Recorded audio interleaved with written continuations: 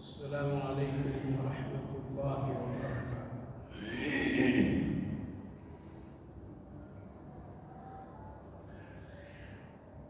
اعوذ باللہ من الشیطان الرجیم۔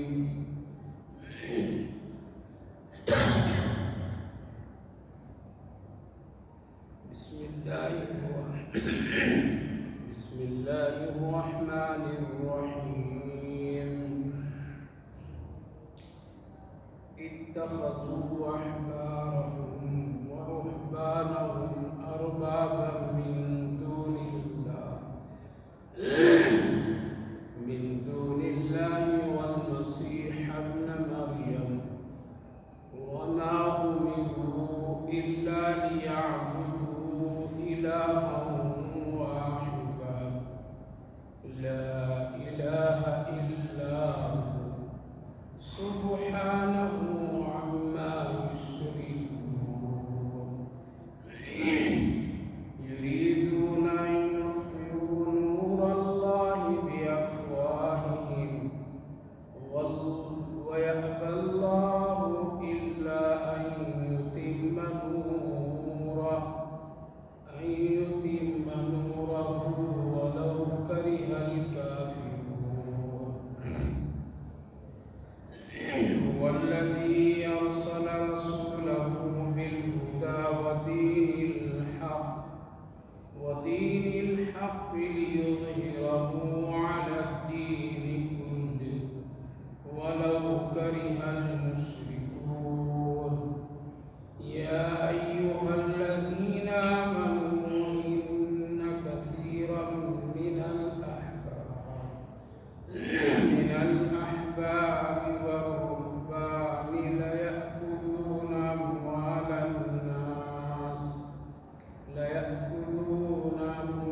الناس بالباطل ويصدون عن سبيل الله والذين يكنزون الذهب والفضة ولا ينفقونها في سبيل الله فبشرهم بعذاب أليم يوم يحمى عليها في نار جهنم فتكوى بها جباههم وجنوبهم وظهورهم هذا ما كنزتم لأنفسكم فذوقوا ما كنتم تكنزون صدق الله العظيم۔ اتخذوا احبارهم ورهبانهم اربابا من دون الله والمسيح ابن مريم۔ بہت سارے علم والے اہل کتاب میں سے اور درویش صفت لوگ اللہ کے علاوہ رب بنا لیے اور حضرت مسیح ابن مریم کو وما امروا الا ليعبدوا اور حضرت عیسیٰ ابن مریم وہ حکم نہیں کرتے تھے مگر اللہ کی عبادت جو اکیلا اس کے سوا کوئی نہیں، پاک ہے اللہ کی ذات ان تمام چیزوں سے جو لوگ شرک کرتے۔ یریدون ان یطفئوا نور اللہ بافواہہم، لوگ چاہتے ہیں کہ بجھا دے اللہ کے نور کو اپنے منہ کے ذریعے، اپنے پھونکوں کے ذریعے۔ وَيَأْبَى اللَّهُ إِلَّا يُتِمَّ نُورَهُ، اور اللہ چاہتا ہے کہ اس کو پورا کرے اپنے نور کو، روشنی کو۔ وَلَوْ كَرِهَ الْكَافِرُونَ، اگرچہ کافر لوگ پسند نہیں کرتے۔ والذی ارسل رسولہ بالہدی ودین الحق لیظہرہ علی الدین کلہ، وہ اللہ جس نے بھیجا اپنے رسول کو ہدایت کے ساتھ اور دین حق کے ساتھ تاکہ اس کو ظاہر کرے سارے دینوں پر، اگرچہ کافر لوگ مشرک لوگ اس کو پسند نہیں کرتے۔ پیاری ماں اور بہنوں، اللہ رب العالمین کا شکر، اس کا احسان ہے کہ اللہ تعالیٰ نے آپ سبھی کو قرآن کریم کی اس بابرکت مجلس میں شرکت کی توفیق مرحمت فرمائی۔ اللہ تعالیٰ قبول فرمائے اور کہیں سنی جانے والی باتوں پر ہم سب کو عمل کی توفیق نصیب فرمائے، آخرت کے لیے نجات کا ذریعہ بنائے۔ اس سے پہلے کئی مجلسوں میں قرآن کریم کی جو ترتیب وار تفسیر کا سلسلہ جاری تھا، جس میں اللہ تعالیٰ نے خاص کر مسجد کی تعمیر کے سلسلے میں کہ کن لوگوں کے اس میں پیسے لگ سکتے ہیں اور کافروں کے سلسلے میں کیا حکم ہے، ان ساری چیزوں کے متعلق آیت کریمہ کی روشنی میں گفتگو ہوئی تھی، جس کا حاصل یہ تھا کہ مسجد میں پاک اور حلال پیسے لگتے ہیں اور پاک اور حلال پیسوں میں خاص کر مسلمان کے لیے اس کے مال کو لگانے کا پوری گنجائش دی گئی ہے، اور کافروں کے پیسے سے مسجد کی تعمیر کے لیے اور اس کی ذمہ داری کے لیے رکنے اور بچنے کا حکم دیا گیا ہے۔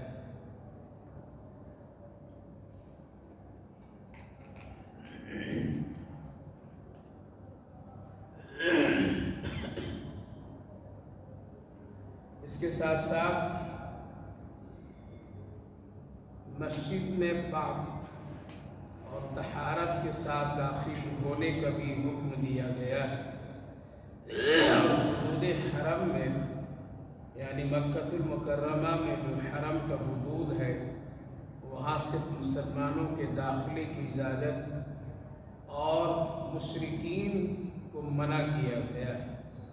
اور اس کے ظاہری ناپاکی اور باطنی ناپاکی کو دونوں کا خیال رکھا گیا۔ باطنی ناپاکی کفر اور شرک ہے، اور ظاہری ناپاکی ان کے جو جسم میں اور جسم کے اوپر اور جن سے طہارت ہوتی ہے، ان ساری چیزوں سے متعلق بھی حکم دیا گیا ہے۔ ان کی پوری تفصیلات اس وقت جو آیت کریمہ پڑھا ہوں، اس میں اللہ رب العالمین نے دین حق یعنی اسلام کی ترقی اور اس کے تحفظ اور اس کو گھر گھر تک کے پوری دنیا میں پہنچانے کے لیے اللہ نے جو نظام اور اپنی خفیہ طاقت اور اپنی تمام تدبیریں جو کر کے پوری دنیا میں کلمہ حق کو پہنچایا ہے اور پہنچا رہا ہے، اس سے متعلق آیت کریمہ میں ذکر ہے۔ جبکہ اس کے خلاف ایک بڑی طاقت انسانوں کی، خصوصاً یہود و نصارہ اور کفر کی،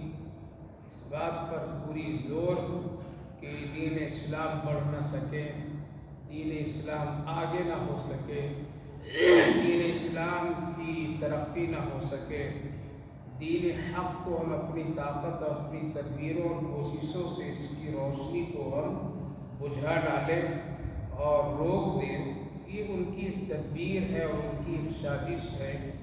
جو روز اول سے وہ کرتے چلے آ رہے ہیں۔ لیکن ان ساری رکاوٹوں اور تدبیروں کے باوجود بھی اللہ رب العالمین نے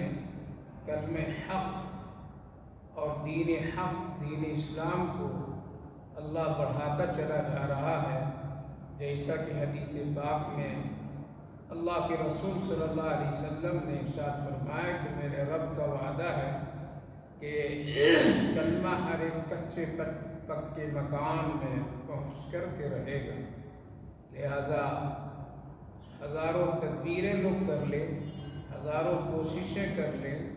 ہزاروں قسم کی وہ حربیں اختیار کر لیں، لیکن دین اسلام اپنی پوری قوت اور طاقت کے ساتھ بڑھتا چلا جائے گا اور انشاءاللہ ترقی پہ ترقی ہوتی رہے گی، جسے ہم اور آپ کو اپنی آنکھوں سے آج دیکھ رہے ہیں کہ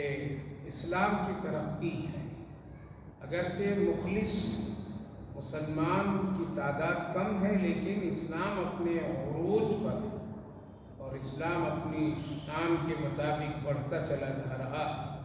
اسلام کی وہ روشنی اور نور کو کوئی دھندلا اور کوئی بجھا نہیں سکتا ہے۔ اللہ خود اس بات کی یہاں وعدہ اور ذمہ داری بھی لے رہا، جبکہ اس کے مقابل میں یہود و نصارہ کی سازشیں، کبھی وہ اللہ کے ساتھ غیر اللہ کو ملا دیتے اور ان کے بڑے بڑے علماء اور درویش لوگ اللہ کے علاوہ جانتے ہوئے بھی رب بنا لیے اور بہت کوشش کیے، اور حضرت عیسیٰ علیہ السلام کو بھی اللہ کا بیٹا قرار دے کر کے شرک کرنے کی بڑی کوشش اور تدبیریں کی، اور ان کو حضرت عیسیٰ علیہ السلام کو بھی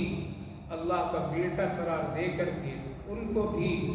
شرک سے جوڑنے کی کوشش کی، جبکہ حضرت عیسیٰ ابن مریم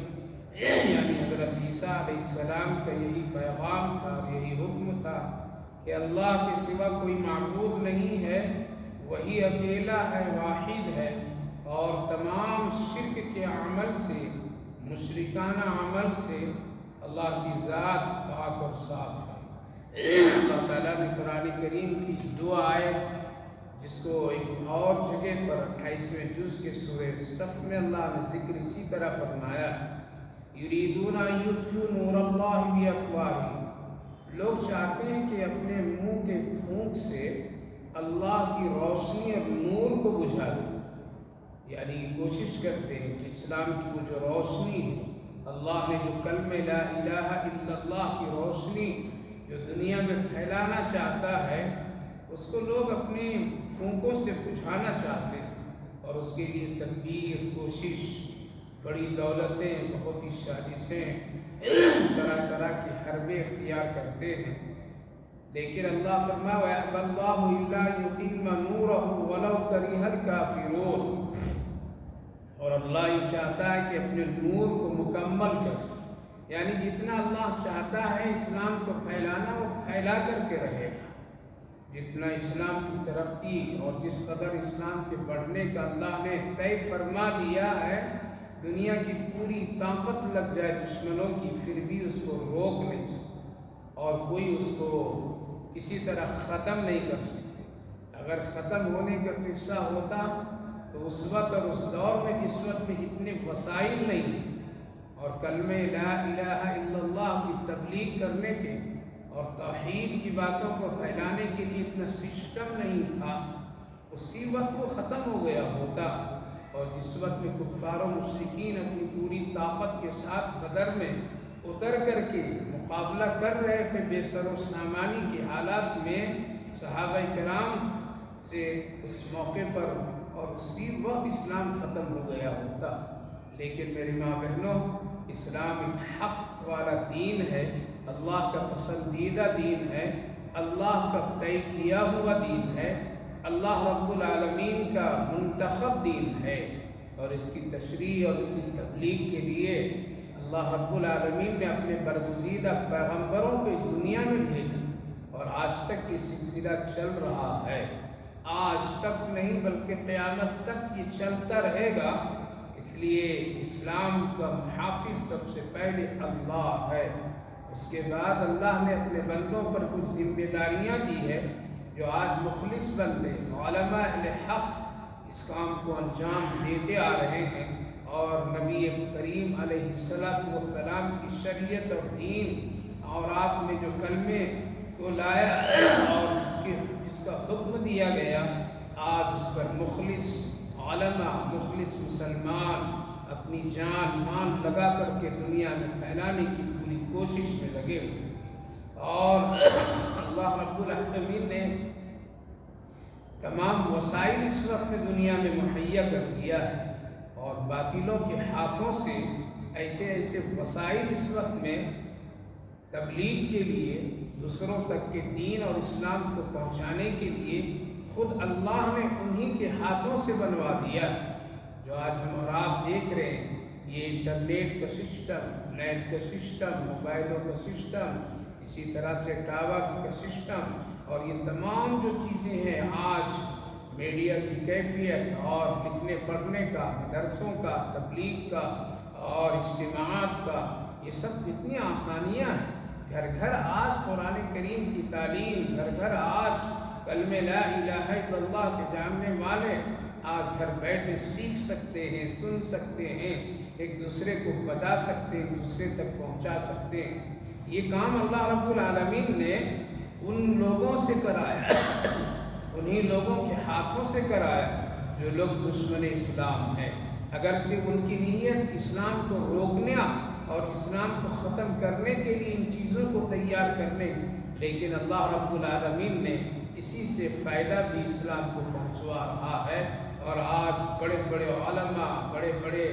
مسائل اسلام کے اور شریعت کے بڑی آسانی کے ساتھ ایک دوسرے تک کے لوگ پہنچاتے ہیں اور کام کرتے ہیں۔ یہ بھی اللہ کی قدرت اور ایک بڑی حکمت ہے، اور اللہ رب العالمین کی یہ بہت ہی بڑی تدبیر ہے جو اللہ تعالیٰ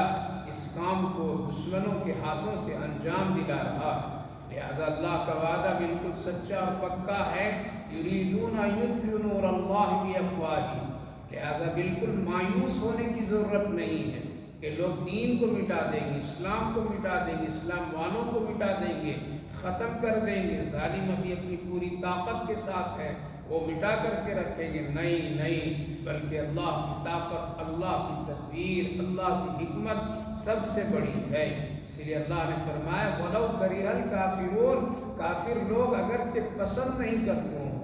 کافر لوگ اس بات کو بالکل پسند نہیں کرتے کہ اسلام کی ترقی ہو، اسلام آگے بڑھے، مسلمان آگے بڑھے، کلمہ آگے بڑھ جائے، قرآن آگے بڑھ جائے، وہ لوگ نہیں چاہتے ہیں، لیکن پھر بھی اللہ بڑھاتا چلا جا رہا ہے۔ اور دیکھتے دیکھتے کفر کی شہروں میں، دیکھتے دیکھتے ان لوگوں کی شہروں میں، ان لوگوں کی ملکوں میں جن کو دین اسلام سے کوئی بھی تعلق نہیں ہے، لیکن اللہ وہاں بھی اذان کی کلمات کو اجاگر کر رہا ہے، اور وہاں سے بھی مسجد کے میناروں سے اللہ اکبر کی صدائیں بلند ہو رہی ہے، قرآن وہاں بھی پڑھایا جا رہا ہے اور لوگ پڑھ رہے ہیں، حافظ قرآن بن رہے ہیں، حافظ حدیث بن رہے ہیں، اور دین اسلام کی تبلیغ کر رہے ہیں، علماء محنت کر رہے ہیں۔ پتہ یہ چلا کہ اللہ کی طاقت کے سامنے کفر کی کوئی بھی نہیں چل سکتی ہے، اگرچہ وہ ناپسند کرے،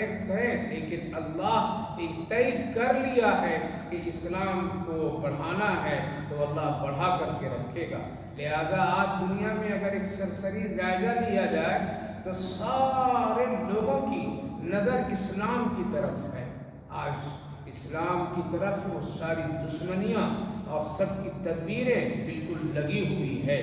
اگر اتنی طاقت کسی دوسرے مذہب کے خلاف اگر اٹھایا جاتا اور کیا جاتا تو وہ مذہب کب کی کب ختم ہو گیا ہوتا، اس کے ماننے والے دنیا سے مٹ گئے ہوتے، لیکن اسلام اتنا حق اور اسلام والے حق پرست ہیں کہ الحمدللہ اتنی مخالفت کے باوجود بھی الحمدللہ مسلمان اپنے دین اور شریعت، اپنے حیات قائم ہیں۔ لہذا اس میں ترقی آج بھی کرتے چلے آ رہے ہیں، بس تھوڑی سی اور اخلاص کی ضرورت ہے۔ تو اللہ تعالیٰ نے فرمایا کہ اللہ چاہتا ہے کہ اپنے نور، اپنی روشنی کو بڑھا دے، کامیاب کر دے، مکمل کر دے، اگرچہ کافر لوگ اس کو پسند نہیں کرتے ہیں اور نہیں کریں گے، کبھی نہیں کریں گے۔ وَالَّذِي أَرْسَلَ رَسُولَهُ بِالْهُدَى وَدِينِ الْحَقِّ، اور اللہ فرما رہا ہے کہ ہم نے تو اپنے رسول کو حق کے ساتھ بھیجا ہے، یعنی حضرت نبی اکرم صلی اللہ علیہ وسلم کو ہدایت کے ساتھ اس دنیا میں بھیجا، حق کے ساتھ بھیجا، دین حق کے ساتھ بھیجا ہے۔ اور اللہ تعالیٰ نے نبی اکرم صلی اللہ علیہ وسلم وسلم کو ایسی پاکیزہ دین، پاکیزہ شریعت، پاکیزہ عمل دے کر کے اس دنیا میں بھیجا کہ کوئی بھی آج تک کی آپ کی شریعت پر اور آپ کے مسئلے پر کوئی انگلی اٹھا نہیں سکتا ہے۔ لہذا زمانہ گزر گیا کتنا، لیکن جو بات رسول اللہ صلی اللہ علیہ وسلم فرما گئے آج تک تو اس کو جھٹلا نہیں سکا اور قیامت تک کے کوئی جھٹلا نہیں سکتا ہے، کیونکہ اللہ نے آپ کو ہدایت کے ساتھ، حق کے ساتھ اس دنیا میں بھیجا تاکہ آپ ہر ایک دین اور ہر ایک مذہب پر دین اسلام کو غالب کر دیں اور اپنی محنت و مشقت کے ساتھ آپ دین اسلام کو اونچا کر دیں۔ لہذا نبی اکرم صلی اللہ علیہ وسلم اپنی حیات میں دین اسلام کو جزیرۃ العرب سے باہر کر دیا تھا اور جزیرۃ العرب کی سرزمین سے آپ اسلام کو بڑھا کر کے تمام دنیا کے دوسرے ملکوں تک کے آپ نے اس کی روشنی پہنچانے کا عمل طے فرما دیا تھا۔ اور دیکھتے دیکھتے پھر صحابہ کرام رضوان اللہ عنہم اجمعین اور خصوصاً حضرت امیر المومنین عمر فاروق رضی اللہ عنہ کی دور خلافت میں آدھی دنیا پر کلمہ لا الہ الا اللہ اور اسلام کا جھنڈا بلند ہو چکا تھا، اور آپ کے تمام صحابہ کرام رضوان اللہ عنہم اجمعین اپنی پوری کوشش اور قربانیوں کے ساتھ پوری دنیا میں پھیل گئے اور اسلام کی روشنی سے اللہ کہ دین حق کو پھیلانے میں اور پہنچانے میں کوئی کسر نہیں چھوڑے۔ تو اللہ تعالیٰ نے فرمایا کہ ہم نے ایک ایسا رسول بھیجا، ہم نے نبی اکرم صلی اللہ علیہ وسلم کو مکمل ہدایت اور دین حق، قرآن اور تمام وہ چیزیں دے کر کے اس دنیا میں مبعوث کر دیا۔ لِيُظْهِرَهُ عَلَى الدِّينِ كُلِّهِ وَلَوْ كَرِهَ الْمُشْرِكُونَ، اگرچہ مشرک لوگ اس کو اچھا نہیں سمجھتے اور وہ لوگ کبھی پسند نہیں کیے، لہذا ہمیشہ ہمیشہ ہمیشہ دین اسلام کی مخالفت کرنے کے لیے یہ کافر و مشرک ہمیشہ کوشش میں رہے۔ سوال یہ پیدا ہوتا ہے کہ اللہ تعالیٰ نے یہاں یہودیوں کا نام نہیں لیا، عیسائیوں کا نام نہیں لیا، کافروں کا نام لیا، مشرکوں کا ذکر کیا، تو کافر اور مشرک ایک ہیں اور یہود اور عیسائی بھی مشرکوں میں سے۔ کیوں؟ اس لیے کہ حضرت عیسیٰ علیہ السلام کو اللہ کا بیٹا قرار دے کر کے عیسائی لوگ بھی شرک کے عمل میں داخل ہو گئے، اور یہودی لوگ حضرت عزیر علیہ السلام کو بھی اللہ کا بیٹا قرار دے کر کے وہ لوگ بھی شرک کے عمل میں داخل ہو گئے۔ لہذا من جملہ اور یہ بھی یہود و نصارہ بھی مشرکوں کے قسموں میں سے ایک قسم اور ایک جماعت ہے، اس لیے اللہ نے الگ سے ان کا یہاں تذکرہ نہیں کیا۔ لہذا یہ دونوں اور یہ تمام لوگ بھی دشمن اسلام بن کر کے آج بھی دنیا میں کوششیں کر رہے ہیں، لیکن اسلام بڑھے گا، اسلام آگے بڑھے گا، اسلام کا شجرہ اور اسلام کی روشنی پوری دنیا کے چپے چپے اور گاؤں گاؤں، قریہ قریہ، دیہات دیہات، گھر گھر، کچے پکے مکانوں میں ہر ایک چھوٹے بڑے تک کے لا الہ الا اللہ کی روشنی پہنچ کر کے رہے گی، اور اللہ پہنچا رہا ہے۔ اور اسی طرح سے علماء، اسی طرح سے دین کے کام کرنے والے انشاءاللہ قیامت تک کام کرتے رہیں گے۔ لہذا ہم کو اور آپ کو اور ہم سب مسلمانوں کے لیے ضروری ہے کہ اپنے مذہب کی قدر کریں، اپنے اسلام کی قدر کریں، اپنے دین کی قدر کریں، اپنے رہن سہن اور اپنے معاملات کو اسلام سے جوڑ کر کے رکھیں، اپنے مذہب اور اپنے مذہبی امور پر بہت ہی پختگی کے ساتھ رکھیں، ہمارے رہن سہن میں اسلام نظر آئے، ہماری تمام عادت و اطوار میں اسلام جھلک کر کے دکھائی دے، ہمارے گھروں میں، ہماری زندگی میں اسلام کی پہچان نظر آئے۔ انشاءاللہ یہ کلمہ ایسا کلمہ ہے، یہ دین ایسا دین ہے، مذہب اسلام ایک ایسا اللہ کا پسندیدہ دین اور مذہب ہے تو کوئی اس کو جھٹلا ہی نہیں سکتا ہے۔ تو میری ماں بہنوں، اللہ کا شکر ادا کرنا چاہیے کہ اللہ نے اس دین کا ماننے والا ہم سب کو بنایا ہے جس دین کو اللہ نے خود منتخب فرمایا ہے، اور اس کے پھیلانے کے لیے کم و بیش 1,24,000 انبیاء اور رسول کو اس دنیا میں بھیجا، اور خاص کر کے ہم سب کے آقا نبی اکرم صلی اللہ علیہ وسلم کو آخری نبی بنا کر کے بھیجا، اور یوں پھر اعلان فرمایا الیوم اکملت لکم دینکم وَأَتْمَمْتُ عَلَيْكُمْ نِعْمَتِي وَرَضِيتُ لَكُمُ الْإِسْلَامَ دِينًا کہ اے میرے نبی آج ہم نے دین اسلام کو مکمل کر دیا، میں اپنی پوری نعمتوں کو مکمل کر دیا۔ الْيَوْمَ أَكْمَلْتُ لَكُمْ دِينَكُمْ، اللہ نے اس دین کو مکمل کیا، اعلان کیا۔ اب کوئی باہر سے اس دین میں کوئی چیز داخل نہیں کر سکتا ہے اور اندر سے کوئی چیز نکال کر کے اس کو کوئی ہٹا نہیں سکتا ہے۔ الْيَوْمَ أَكْمَلْتُ لَكُمْ دِينَكُمْ وَأَتْمَمْتُ عَلَيْكُمْ نِعْمَتِي، اور آگے اللہ نے کتنی خوشخبری اور بڑی بشارت کی باتیں ارشاد فرما دیا، وَرَضِيتُ لَكُمُ الْإِسْلَامَ دِينًا،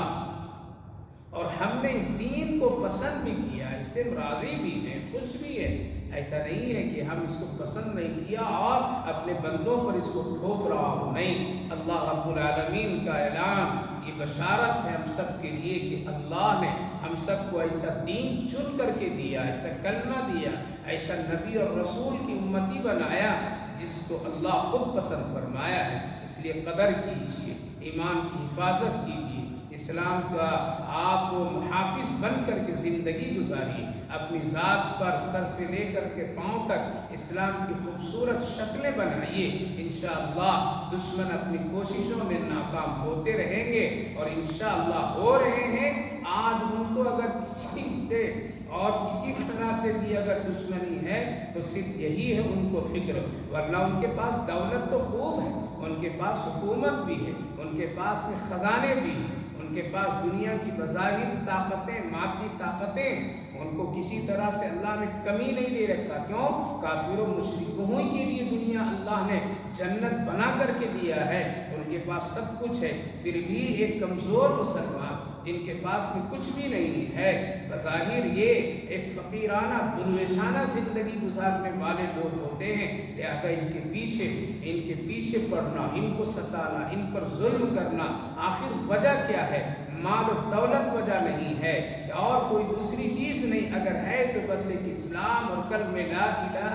الا اللہ کہ وہ نہیں دیکھنا چاہتے مسلمان کا بچہ مسلمان بن کر کے زندگی گزارے، مسلمان کی عورتیں مسلمان کی شکلوں میں زندگی گزارے، ان کی سڑکوں پر پہچان نظر آئے، اور وہ نہیں چاہتے کہ ان کے مدرسے چلے، ان کی مسجدیں آباد ہو اور ان کے تمام اسلامی شرعی اور تمام اس پہلو پر مسلمان عمل کرنے والے بن کر کے رہے، بلکہ ایک نام کے مسلمان ہو، شکلاً وہ ہمارے ہوں، اسی کوشش میں وہ لگے ہوئے ہیں۔ انشاءاللہ اگر مخلصین کی یہی محنت رہی، اس طرح سے ابھی تک کے محنت کا ایک سلسلہ ہے، تو الحمدللہ کلمہ گھر گھر پہنچ کر کے رہے گا اور یہ ترقی پر ترقی ہوتا رہے گا۔ اللہ سے یہی دعا اور التجا کرنی چاہیے۔ آگے اللہ رب العالمین نے کچھ باقی علماء کا تذکرہ کیا ہے،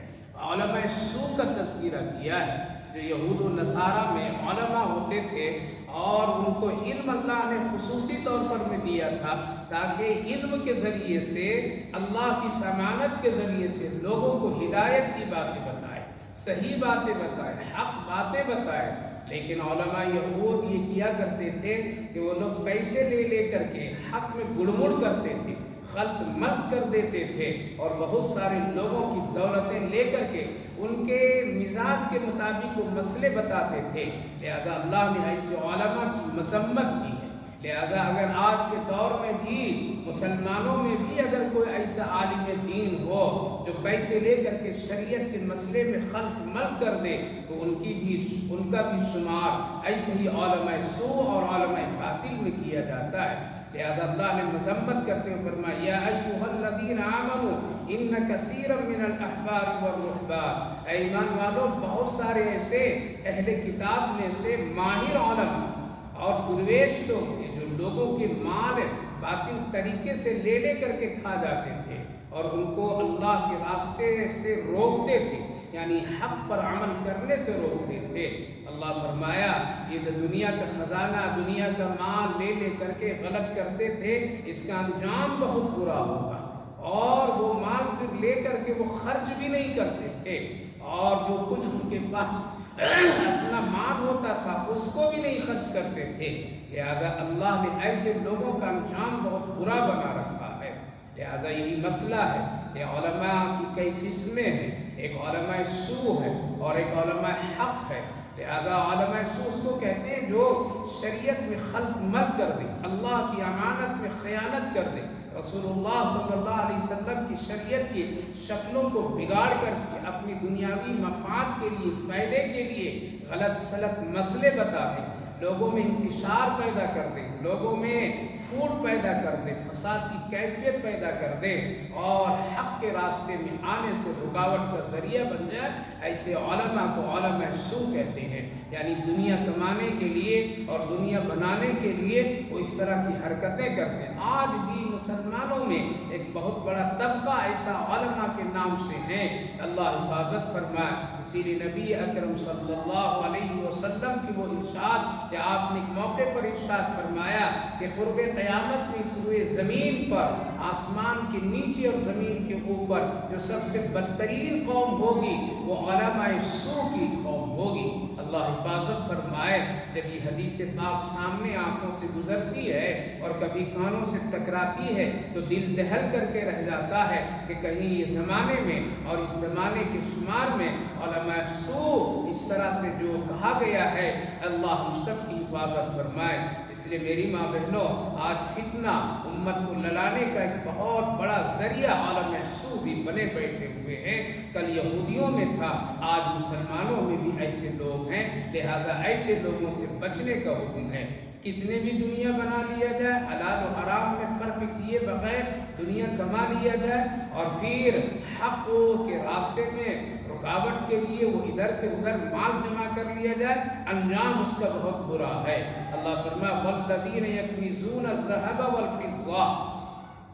وہ لوگ جو لوگ سونے اور چاندی کو جمع کرتے ہیں، خزانہ بناتے ہیں، پھر اللہ کے راستے میں خرچ نہیں کرتے ہیں، ایسے لوگوں کے لیے خوشخبری ہے دردناک عذاب کی۔ اس آیت کریمہ کے یہ ٹکڑا والذین یکنزون الذھب والفضہ سے علماء مفسرین لکھتے ہیں کہ اس سے زکوٰۃ کا مسئلہ بھی ثابت ہوتا ہے، یعنی جن کے پاس سونا اور چاندی ہے اور وہ صاحب نصاب ہے اور پھر اتنی مقدار کی وہ چیزیں پہنچتی ہے اور اس پر زکوٰۃ لاگو اور فرض ہو جائے اور پھر اس کے بعد اگر وہ زکوٰۃ ادا نہ کرے، چاہے وہ مردوں میں ہو یا عورتوں میں ہو، عورت اگر زیور کی شکل میں سونے اور چاندی کو خزانہ بنا کر کے رکھ لے، مرد حضرات اگر سونے اور چاندی کو مال کی شکل میں خزانہ بنا کر کے رکھ لے اور پھر اس کی زکوٰۃ ادا نہ کرے تو اللہ تعالیٰ نے فرمایا فبشرہم بعذاب علیم، ایسے لوگوں کے لیے بڑا دردناک عذاب ہے۔ ایک تو علماء سو کی مذمت کی گئی،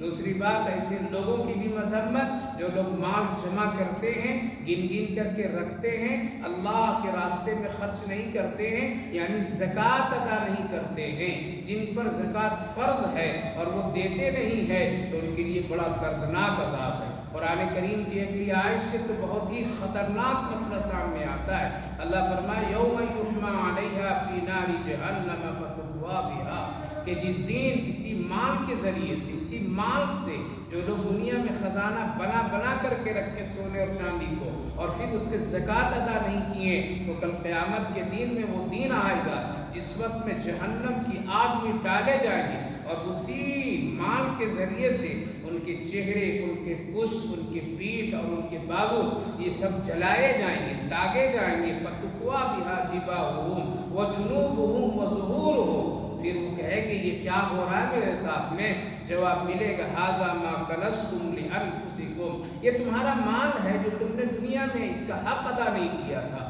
یعنی زکوٰۃ نہیں دیا تھا، جمع کر کے رکھا، چھوڑ کر کے آ گیا، دیا نہیں، لہذا وہی مال کے ذریعے سے، وہی سونے چاندی کے ذریعے سے آج تمہاری پیشانی، تمہارے چہرے، تمہارے بازو، پہلو اور تمہاری پیٹھ پر میں اس کو داغا جا رہا ہے۔ ھذا ما کنزتم لانفسکم۔ دوسری روایتیں بھی حدیث پاک میں موجود ہے کہ سانپ کی شکل میں ایسے لوگوں کے مال پیچھا کرے اور وہ سانپ دوڑتا دوڑتا کہ مالدار کے پاس پہنچے گا اور اس کی گردن میں لپٹ جائے گا، وہ بہت چھڑانے کی کوشش کرے گا، اس کو ہٹانے کی کوشش کرے گا، لیکن ایسے موقع پر وہ سانپ یہ کہے گا میں کوئی دوسری چیز نہیں ہوں، میں سانپ نہیں بلکہ تمہارا دنیا کا وہ خزانہ ہوں جس کو تم نے دنیا میں جمع کر کے رکھا تھا اور زکوٰۃ ادا نہیں کرتا تھا، میں ہوں، مجھے آج کہاں چھوڑ دو گے؟ دنیا میں تم مجھ سے محبت کیا، آج میں بھی تمہارے ہی ساتھ رہوں گا۔ لہذا وہ ہٹائے گا لیکن وہ ہٹے گا نہیں، صرف شکل بدلے گی،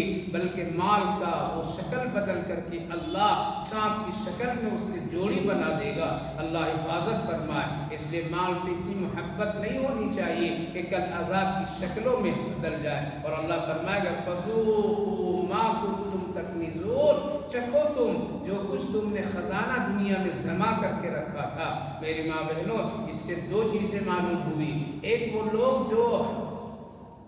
غلط مسئلے بتا کر کے، غلط کام کر کے، غلط طریقے سے اگر مال جمع کرتے ہیں، چاہے وہ علماء ہی کیوں نہ ہو، ان کے لیے بھی سزا ہے۔ آج بہت سارے لوگوں نے مال اکٹھا کرنے کے لیے بڑی بڑی تدبیریں، شکلیں بنا رکھے ہیں دنیا میں،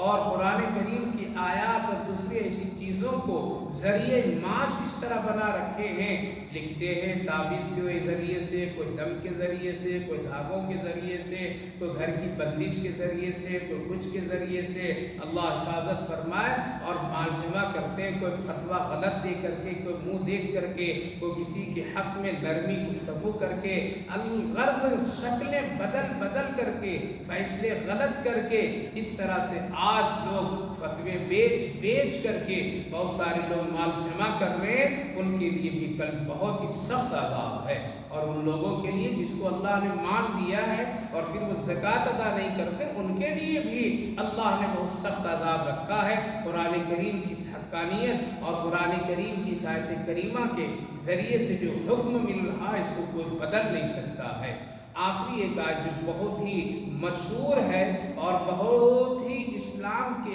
حق کے سلسلے میں ایک مدلل یعنی دلیل کے طور پر بھی اس آیت کریمہ کو لوگ پیش کرتے ہیں۔ ہم اور آپ جانتے ہیں کہ سال جو گزرتا ہے، وہ سال کے لیے مہینے جو ہوتے ہیں وہ 12 مہینے ہوتے ہیں، 12 مہینے جب، اور دن گزرنے کے لیے، مہینہ بننے کے لیے دن کا گزرنا وہ 29 اور 30 کے حساب سے ہوتا ہے، اور پھر اسی طرح سے ہفتے کا ہوتا ہے۔ لیکن یہاں پر میں مہینے کی تعداد اللہ رب العالمین نے بیان فرمایا ہے کہ مہینے سال کے لیے 12 مہینے ہونا ضروری ہے۔ جب 12 مہینے ہو جائیں گے تو پھر ایک سال کہلاتا ہے۔ لہذا یہ اللہ رب العالمین نے اس کو طے کیا ہے، اور یہ قرآن کریم میں اللہ نے اس کو حکم دیا، اور آیت کریمہ اس شکل میں موجود آج ہے۔ سنیے ترجمہ، ان عدۃ الشہور عند اللہ 12 شہرا فی کتاب اللہ یوم خلق السماوات والارض۔ اللہ فرما رہا ہے کہ مہینوں کو شمار کرو، مہینوں کے شمار، مہینوں کی گنتی اللہ کے نزدیک 12 ہیں، جو کتاب میں اللہ نے مذکور کیا ہے، لکھ دیا ہے۔ کب لکھا ہے؟ زمین اور آسمان کے بنانے سے پہلے طے فرما دیا ہے۔ لہذا دنیا میں بہت سارے لوگ دماغ لگائے، بہت سارے لوگ اپنی کوششیں کیے کہ اس آیت کریمہ کے خلاف اور اس آیت کریمہ کی حقانیت کے خلاف ہم مہینے سال کو گھٹا دیں، یعنی 11 میں سال بنا دیں، یا 13 میں ہم سال بنا دیں، 13 مہینے کے 1 سال ہوں گے، 11 مہینے کے 1 سال ہوں گے۔ بڑی کوشش کی تاکہ قرآن میں جو حق کے ساتھ میں یہ اعلان کیا گیا 12 ہی مہینہ، لہذا یہ قرآن جھوٹا ثابت ہو جائے۔ لہذا بڑے بڑے دشمن اسلام نے اس آیت کریمہ کے خلاف اپنے دماغ لگا، بڑے بڑے سائنسداں بیٹھے اور جوڑ گھٹاؤ کی بڑی کوششیں کی اور بہت ساری تدبیریں لائے، لیکن آج تک کہ کوئی بھی اس کا انکار کرنے والا موجود نہیں ہے۔ ہاں اتنا صرف کر سکیں لوگ کہ سورج اور چاند کے ذریعے سے حساب و کتاب میں تھوڑی سی اونچ نیچ کی کیفیت کیے ہیں، یعنی 31 دن کا ایک مہینہ قرار دیا، اور اسلام کے اعتبار سے، شریعت کے اعتبار سے، چاند کے اعتبار سے جو دن مقرر کیے گئے مہینے کے وہ 29 یا 30، اور دوسرے لوگوں نے یعنی انگریزی ذریعے سے سورج کے ذریعے سے اس کو 30 اور 31 پر لا سکے۔ لہذا یہ بھی ایک حق ہے، لیکن مہینے کو کوئی بدل نہیں سکا۔ اس سے پتہ چلا اسلام حق ہے، قرآن کریم حق ہے، اور یہ بات اللہ نے قرآن میں ارشاد فرما دیا ہے کہ 12 مہینے کا ایک سال ہوتا ہے، اور اس وقت اللہ نے اس کو بنا دیا ہے، طے فرما دیا ہے جس وقت نہ زمین کو اللہ نے پیدا کیا تھا نہ آسمان کو پیدا کیا تھا، اسی وقت ان مہینوں کا بھی تعین اللہ نے فرما دیا تھا کہ 12 مہینے پر ایک سال شمار کیے جائیں گے۔ لہذا آج دنیا کی کوئی طاقت، کسی بھی مذہب کا ماننے والا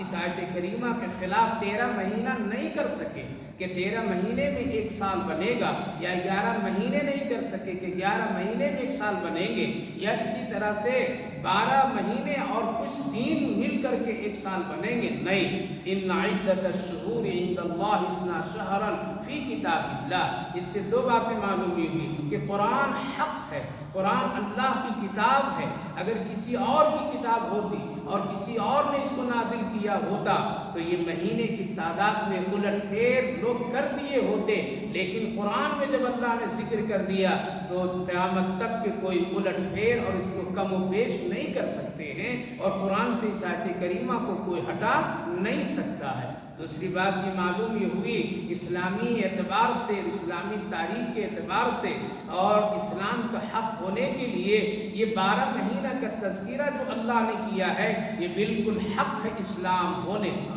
کہ اسلام ایک حق مذہب ہے۔ جس طرح اللہ نے 12 مہینے کو طے کر دیا، 12 مہینے کے سال ہونے کا طے کر دیا، اسی طریقے سے اللہ نے یہ بھی فرمایا کہ ہمارے نزدیک سب سے پسندیدہ دین اسلام ہے۔ لہذا جس طرح مہینوں کو کوئی گھٹا نہیں سکتا ہے اور سال کو کم و بیش نہیں کر سکتا ہے، اسی طریقے سے اسلام کو بھی کوئی بدل نہیں سکتا ہے۔ تو دین اسلام کی سچائی اور قرآن کی سچائی اور حق ہونے کی بڑی دلیل ہے یہ آیت کریمہ کہ اللہ رب العالمین نے یہاں ذکر فرمایا۔ پھر مہینوں میں سے کچھ ایسے مہینے جس کو احترام کا مہینہ کہا گیا، برکت کا مہینہ کہا گیا۔ اللہ نے فرمایا 4 مہینے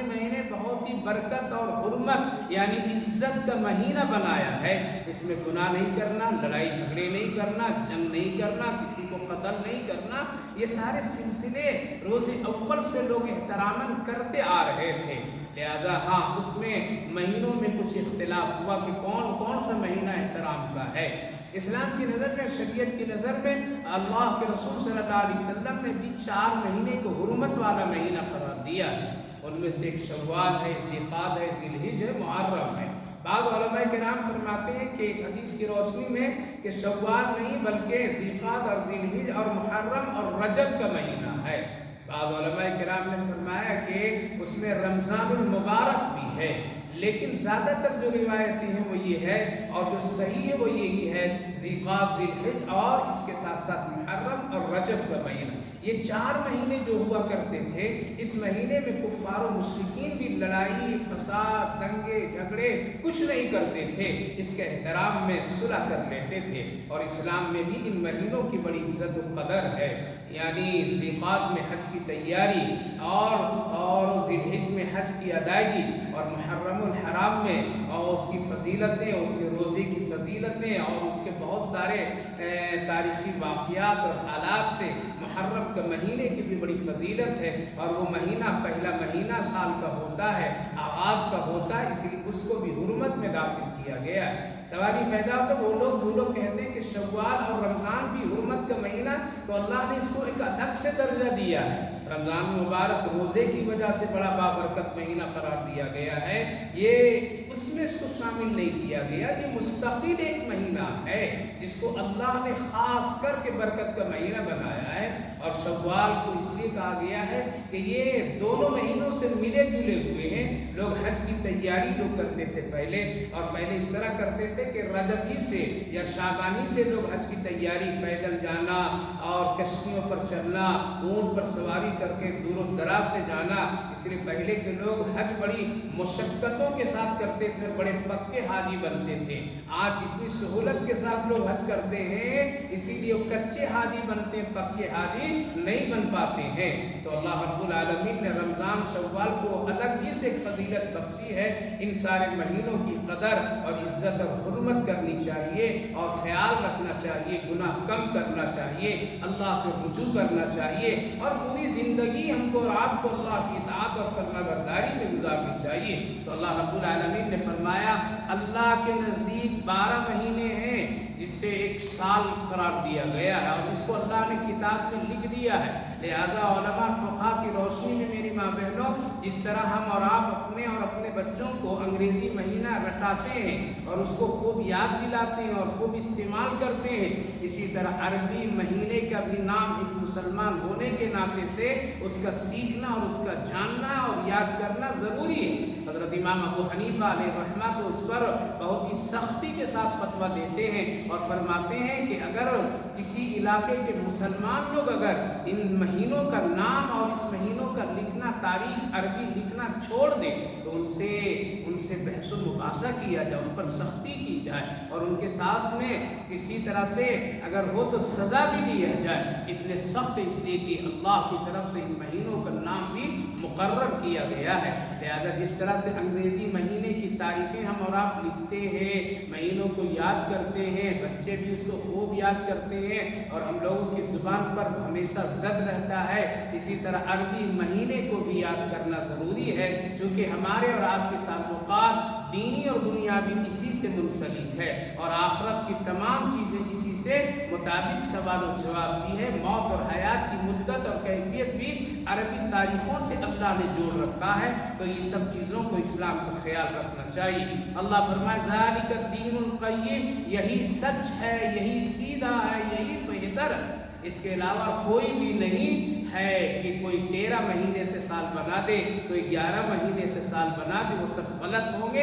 बल्कि 12 महीने ही के एक साल होते हैं और आज तक दुनिया इसी पर कायम है। अल्लाह फरमाए फला तज़लिमू फ़ीहिन्ना अनफुसकुम वक़ातिलुल मुश्रिकीन काफ़ा कमा युक़ातिलूनकुम काफ़ा, यानी इन महीनों में इज्जत और एहतराम के लिए क्या करो, अपने ऊपर जुल्म न करो, लड़ाई झगड़े मत करो, सुलह को मत तोड़ो, गुनाह मत ज़्यादा करो। वक़ातिलुल मुश्रिकीन काफ़ा, और काफिर मुश्रिकों से अगर वो लड़ाई करे, झगड़े करे तो तुम भी उसका मुकाबला करो, लड़ो। कमा युक़ातिलूनकुम, जैसे वो लोग मुकाबला करें, जिस तरह से वो लड़ाई करें। वालमू अन्नल्लाह मअल मुत्तक़ीन, और अल्लाह जानता है कि तुम में से कौन ज़्यादा तक़वे वाला है और मुत्तक़ियों के साथ है, मुत्तक़ियों के साथ रखना पसंद करता है। खुलासा ये है मेरी माँ बहनों कि अल्लाह रब्बुल आलमीन ने जो दीन दिया है उस दीन की हिफाजत की जिम्मेदारी भी अल्लाह ने लिया है। हमको और आपको अमल करना है और इस्लाम के एहतराम और इज़्ज़त के साथ में इसकी खिदमत करनी है। अल्लाह घर घर कलमे ला इलाहा इल्लल्लाह को पहुँचा करके रखेगा, उसके लिए सारी तदबीरें, सारा सिस्टम अल्लाह को मालूम है कब कहाँ कैसे पहुँचाया जाए। लिहाजा हम और आप उस पहुँचाने में अमल में दाखिल हो जाएं ताकि सवाब का मुस्तहिक बने। दूसरी बात,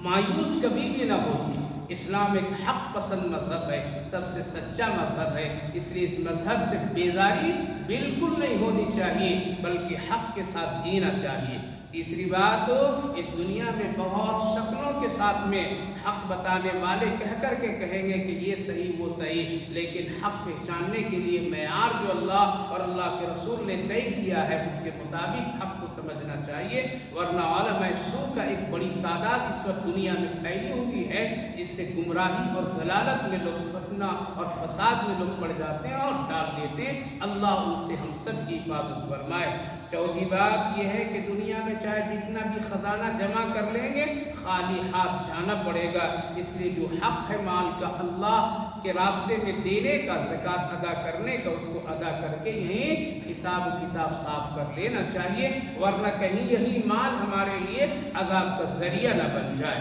اور پانچویں بات یہ ہے کہ اللہ نے دن اور رات اور ہفتے مہینے سال یہ سب ہمارے اور آپ کے حساب و کتاب اور زندگی آسان سے گزارنے کے لیے، لین دین کے لیے، حساب و کتاب کے لیے بنا کر کے رکھا ہے، اور یہ بھی طے اللہ کی طرف سے ہے، کسی بندے کی طرف سے نہیں ہے۔ اس لیے اللہ کا شکر ادا کرنا چاہیے کہ ہم کو دن بھی دیا ہے، رات بھی دی ہے، ہفتے بھی دیے ہیں، مہینے بھی دیے ہیں، سال بھی دیے ہیں، اور یہ سب اللہ نے دنیا میں زندگی کو آسانی کے ساتھ گزارنے کے لیے ہمیں ایک بڑی نعمتوں سے مالا مال کیا ہے۔ لہذا آخری بات اللہ فرماتا ہے،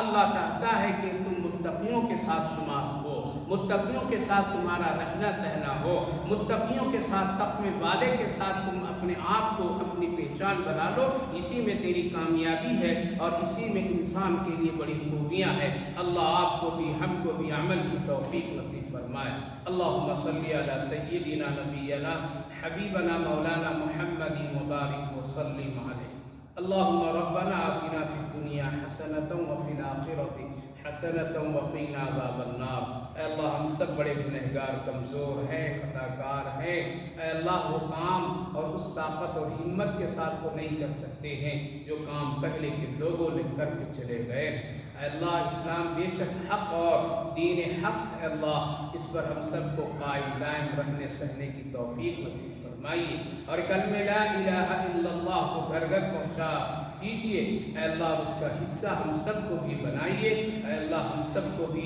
کلمہ لا الہ الا اللہ کی تبلیغ کی توفیق نصیب فرمائیے۔ یا ارحم الراحمین اسلام پر حق کے ساتھ جینے کی توفیق نصیب فرمائیے۔ اے رب کریم مہربان آخرت کی عذاب سے ہم سب کی حفاظت فرمائیے، اور قرآن کریم کی باتوں پر عمل کی توفیق نصیب فرمائیے۔ اس بابرکت مجلس کو بے حد قبول فرمائیے۔ جتنے ماں بہنیں حاضر ہوئی اللہ سب کی حاضری کو قبول فرمائیے، اور اس سلسلے میں اللہ برکت رحمت عافیت فرمائیے، سب کی زندگیوں میں روزی میں صحت میں برکت اور عافیت عطا فرمائیے، ہر گھر کی پریشانیوں کو اللہ کو اپنے فضل سے حل فرمائیے، سب کی دکھ تکلیفوں کو اللہ اپنے فضل سے دور فرما دیجیے، اسلام اور اسلام کی قدردانی کی توفیق نصیب فرمائیے، اپنے نیک اور اچھے بندوں میں ہم سب کو شمار فرمائیے۔ اے اللہ نیکیوں کی ہدایت اور توفیق نصیب فرمائیے، گناہوں سے ہم سب کی حفاظت فرمائیے، جو لوگ بیمار ان سب کو صحت اور عافیت عطا فرمائیے، صحت مندوں کو سلامتی نصیب فرمائیے، جو لوگ دنیا سے جا چکے ہیں ان سب کی مغفرت فرمائیے، ہماری ان دعاؤں کو اپنے فضل و کرم رحمتوں سے قبول فرمائیے۔ صلی اللہ علی النبی وعلی آلہ وسلم۔ سبحان ربک رب العزت عما یصفون وسلام علی المرسلین والحمد للہ رب العالمین۔